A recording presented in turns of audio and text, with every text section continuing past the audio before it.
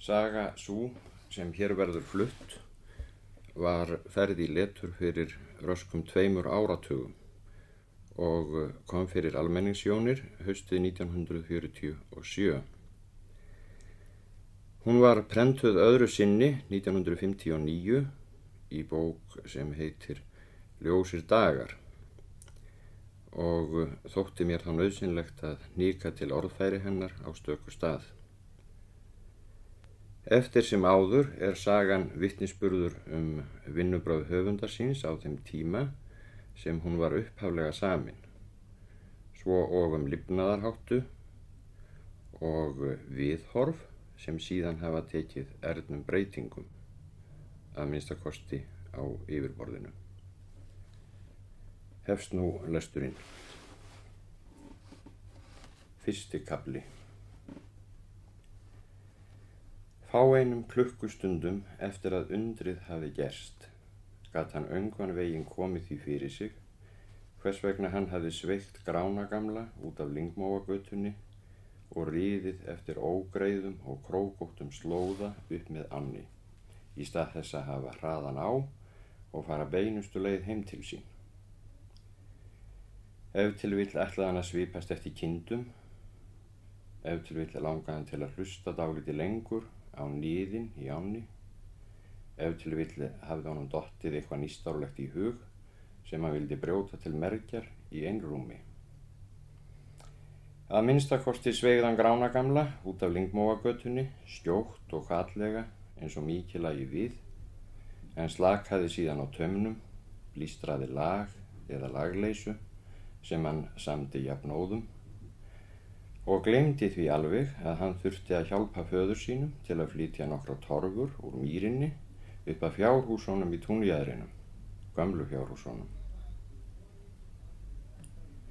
Því fór fjarri að hann hefði áformað að draga heimkomuna á langinn og slóra út í góðviðrinu, en það var engin hegðarleikur fyrir pilt á 17. ári að fjötra hugan við torfur og skyldustörf á þessum blíða, lognværa degi, fyrsta degi haustmánaðar, þegar helsingjar flugu kvakandi til suðurs einhvers staðar hátt í lofti og sérhvert laufblað andaði frá sér hinstu ilmkveðju sumarsins, ljúfri og ölvandi. Slíkur dagur bjó yfir töfrum sem svefðu allar hversdagslegar áhyggjur og vöktu 1000 drauma í brjóstinu, hvikula og viðkvæma drauma sem flögruðu kringum hjartað eins og gullin fiðrildi eða svifu á eftir helsingjónum út í geiminn eða leiddu hugan að myndum jarðarinnar og fylltu hann innilegu þakklæti og hrifningu. Sjaldan hafði jörðin verið svona litrík og fögur. Hún var brún og græn, bleik og gul, rauð og ljós. Sums staðar hálfsölnuð og fallin, en annars staðar í mildum skrúða og næstum því óbliknuð eftir kuldan og norðangjóstin undanfarna nætur. Hann hætti að blístra, lét Gránagamla ráða ferðinni og horfði á þessa litríku jörð, horfði á skýin yfir jörðinni, blágrá og kyrrlát, á fjöllin og hæðirnar, á lyngbreiðurnar og víðiflákana hinum megin við ána, hlustaði á niðinn í ánni og andaði að sér svölum haustþungum ilminum af laufi og grasi. Þannig hélt hann áfram góða stund. Hann tímdi varla að depla augunum og gaf sig svo mjög á vald lita í runnum hinum megin árinnar að hann veitti því naumast athygli að götuslóðin rétti skyndilega úr sér og lagðist sniðhalt upp silfurhvíta mosavaxna bungu. Hesturinn spynti fastara í jörðina og reisti eyrun, niðurinn í ánni þyngdist og dýpkaði, eins og flötum bogum væri strokið yfir dimmtóna strengjahljóðfæri. Það blikaði á hvíta sveipi í straumnum og andartaki síðar birtist lítill foss í slakkanum undir bungunni. freyðandi og bjartur. Því næst hvarf fossinn, niðurinn í ánni varð aftur lágvær og þýður, götuslóðin snaraðist niður á jafnsléttu og ný útsýn blasti við augum. Þarna voru móarnir, gullin, rauðir og mjúkir, eins og skrautlegir dúkar sem fingur grósku og bliknunar höfðu ofið í sameiningu. Þarna var vagnbrautin upp eftir, holótt og yfirlætislaus. Og þarna var vaðið á ánni. Hann rétti úr sér, strikkaði á beislistömmnum, danglaði fótunum við síður hestsins og tók stjórn ferðarinnar snögglega í sínar hendur. Það var eins og hann hefði vaknað á dvala. Litirnir í skynjun hans þokuðu til hliðar, því að spölkorn framundan sat ung stúlka á bleikri lyngþúfu, skammt frá vaðinu á ánni. Hann þekkti hana strax. Hún hét Sigrún María Einarsdóttir, heimasæta á næsta bæ, komin á 18. ár, lítil og hnellin, kölluð Sigga, Rúna eða Rúna María. Hún satt þarna álút á lyngþúfunni og hafði farið úr öðrum sokknum en flett hinum ofan á mjóalegginn. Annar kafli. Sæl, sagði hann og renndi sér að baki, en stúlkan leit óðar í kringum sig og var dálítið forviða þegar hún sá hestinn og piltinn. Sæll, ansaði hún glaðlega og hætti við að fara úr sokknum, færði sig ofar á lyngþúfuna og kípti í pilsið sem hafði dregist upp fyrir hnén, en rétti honum síðan höndina og brosti. Þú sækir aldeilis vel að mér, hélt hún áfram. Mér datt ekki í hug að ég myndi rekast á þig hérna. Ég hef ekki séð þig síðan einhvern tíma í fyrravetur. Hvaðan kemurðu? Spurði hann. Ég kem frá Gili, svaraði hún. Ég skrapp þangað á laugardaginn til að hitta hana frænku mína. Hún kípti aftur í pilsið sitt, leysti af sér skýluklútinn, strauk flötum lófanum yfir dökkt hárið og þrýsti á samnældan fléttuhnút í hnakkanum. En sléttið því næst úr klútnum braut hann í þríhyrnu og hnýtti hann á sig að nýju. Hreyfingar hennar voru þrungnar slíkri mýkt og varfærni að það var engu líkara en hún væri að handfjalla viðkvæmar rósir. Þú lést ekki sjá þig á ungmennafélagstombolunni í sumar, sagði hún kankvíslega og dró seiminn, en grænleitur kembingurinn í augum henni varpaði á hann flöktandi blíki. Af hverju komst ekki? Við vorum að hirða, svaraði hann og leit óviljandi á bláar æðarnar á fótleggjum hennar leið og hann beygði sig niður til að slíta upp hálsölnað pundstrá. Ég gat ekki farið. Það var leiðinlegt, sagði hún vorkunnlát og skýrði honum frá því að tombólan í sumar hefði verið svo skemmtilegasta tombóla sem ungmennafélagið hérna í sveitinni hefði haldið. Þar var nú líf í tuskunum. Ég trók kaffirótarstöng og títuprjóna, skríkti hún og bætti því við í trúnaði að hamingjan hefði auk þess fært henn upp í hendurnar, gamlan, harðan og myglaðan þorskhaus sem strákarnir í Móakoti höfðu gefið á tombóluna af eintómum prakkaraskap. Þeir höfðu látið gleymjérei og hjónagras í östjuna hjá þorskhausnum. Síðan var henni litið á árvaðið þar sem vatnið streymdi hnédjúpt yfir klappir og mulning, tært og kalt, gárótt og niðandi. Hún laut áfram á þúfunni, andvarpaði lágt og gerði sig líklega til að fara úr sokknum. Heyrðu, sagði pilturinn, viltu ekki fá hestinn yfir ána? Æjú, þakka þér fyrir, sagði hún, skelfingar í fegin. Þú verður bara að ríða berbakt, sagði hann afsakandi. Það er verst ef þú verður hrossamóðug. Uss, hvað ætli það gerir til? Og svo ætla ég að biðja þig að stugga við klárnum þegar þú ert komin yfir. Ég þarf að flytja nokkrar torfur á honum fyrir kvöldið. En ef hann hleypur eitthvað út í buskan, sagði hún, hvað á ég þá að gera?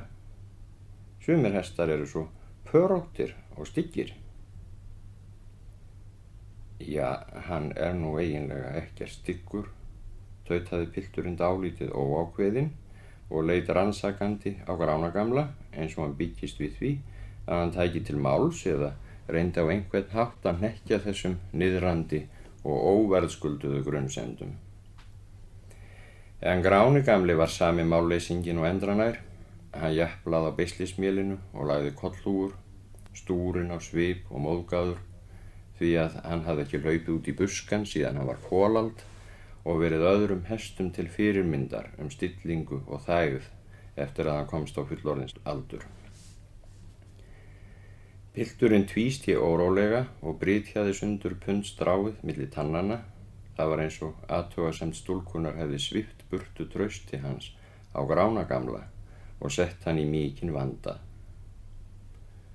Við gætum kannski tvímend, sagði hann eftir langa umhugsun og horfði niður fyrir fætur sér. Tvímend? Já, þar komstu með það, sagði hún þakklát og greip sokkinn sinn af lyngþúfunni. Við getum tvímend, það er líka satt. Auðvitað getum við tvímend. Hann hlustaði eins og í leiðslu á rödd hennar, mjúka, skæra, blækvika og innilega. Hún gerði hann strax að trúnaðarmanni sínum og sagðist hafa kviðið fyrir að vaða yfir ána frá því hún lagði af stað frá Gili í morgun. Hann svimaði alltaf þegar hún færi við Straumvatn. Hún væri svo huglaus og kjarklítil, ef til vill svo lítið hjartveik að eðlisfari. Hún fengi stundum einkennilegan sting fyrir brjóstið og heyrði klukknarhljóð. Það hefði sannarlega komið sér vel að hann skyldi rekast hingað í þessum svifum. En þrátt fyrir trúnað og innileik raddarinnar var hann stöðugt feiminn og hljóðlátur. Sigrún María hafði tekið stakkaskiptum síðan þau sáust í fyrravetur. Hún kom honum ókunnulega fyrir sjónir og vakti einhvern titring kringum hjartað sem hann hafði aldrei fundið áður. Hann þorði varla að líta á hana, fór hjá sér og roðnaði, en sá þó allt sem hafði breyst og ummyndast í sumar.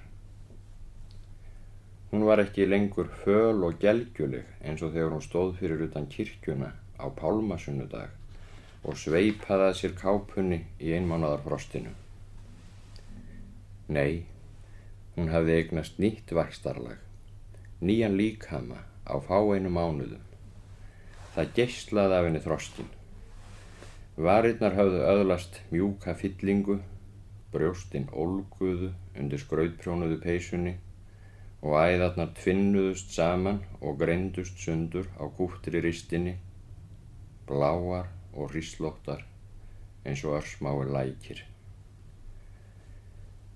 Ósköp er ég klaufaleg í dag, sagði hún hlæjandi þegar hún hafði brotið sokkinn á hæl. Framleysturinn er eitthvað svo stamur og óþjál. Ég hef líklega dignað í fæturna þegar ég gekk yfir mýrarskömmina hjá Gili. Hann sagði ekki neitt og fitlaði í vandræðum sínum við beislistauminn en sneri sér undan og strauk Gránagamla flipan meðan hún festi sokkana við teygjubönd undir pilsinu og reimaði að sér öklaháa stígvélaskó. Það voru dökkir, fallegir stígvélaskór sem faðir hennar hafði sennilega gefið henni í vor eða sumar. Hann mundi að hún hafði verið miklu lakar búin til fótanna þegar hún stóð fyrir utan kirkjuna á pálmasunnudag og sveipaði að sér kápunni í frosti og gjólu. Jæja þá, loksins er ég tilbúin, sagði hún og tók pinkilinn sinn. Á ég að vera fyrir framan eða aftan? Mér er alveg sama, sagði hann, hvort viltu heldur? Ég vil heldur vera fyrir framan, sagði hún og greip í faxið á Grána gamla, tylti sér á tá, strengdi varirnar ofurlítið og hóf sig í einu vetfangi á bak hestinum. Hún hló þegar pilturinn hafði gert 2 atrennur til að leika eftir henni þetta fjaðurmagnaða stökk. En jafnskjótt og hann var kominn á bak fyrir aftan hana, var hún alvarleg í bragði. Þú verður að halda yfir mig, sagði hún, annars detti ég kannski í ána. Hann hlýddi henni í leiðslu og hélt varlega utan hana, eins og hún væri brothætt. Það hljómaði eitthvað fyrir eyrum honum, skært og blítt, glatt og angurvært í senn, áþekkast dularfullum kliði á björtum vormorgni. Hesturinn lagði flipana straumnum og blakaði eyrunum til málamynda, en þar sem hann þekkti vaðið út í æsar, fannst honum ekki taka því að frísa áður en hann óð út í bergvatnið. Hann óð hægt og festulega, en þegar komið var út í miðjan straumstrenginn, tók stúlkan bakföll og hrópaði: Æ, haltu fastara yfir mig, ég að detta. Hann hélt fastara utan hana, þrýsti henni að sér, klemdi fæturna að síðum hestsins og reyndi að sigrast á einhverri ringlun sem sótti á hann allan, eins og hann væri að fá aðsvif. Hann fann hvernig rósótti skýluklúturinn straukst við vangana, hvernig brjóstið hófst og hneig, hvernig hít hann lagði gegnum skrautprjónuðu peysuna, en skynjaði allt í þoku, svipulli, ljúfri og regnbogalitri þoku, heyrði ekki skvaldrið í vatninu fyrir hjartslætti sjálfsín og hrökk við þegar Gráni gamli staðnæmdist á bakkanum hinum megin og hristi hausinn án afláts, eins og hann vildi losna sem fyrst við þessa ósanngjörnu byrði. Nú svimar mig ekki lengur, sagði Sigrún María og renndi sér að baki. Skelfing varstu vænn að reiða mig yfir ána. Hann renndi sér líka baki og tuldraði eitthvað ofan í barminn, þorði ekki að líta upp og fitlaði ákaft við hnútinn á beislistömmnum. Hélstu ég mundi detta?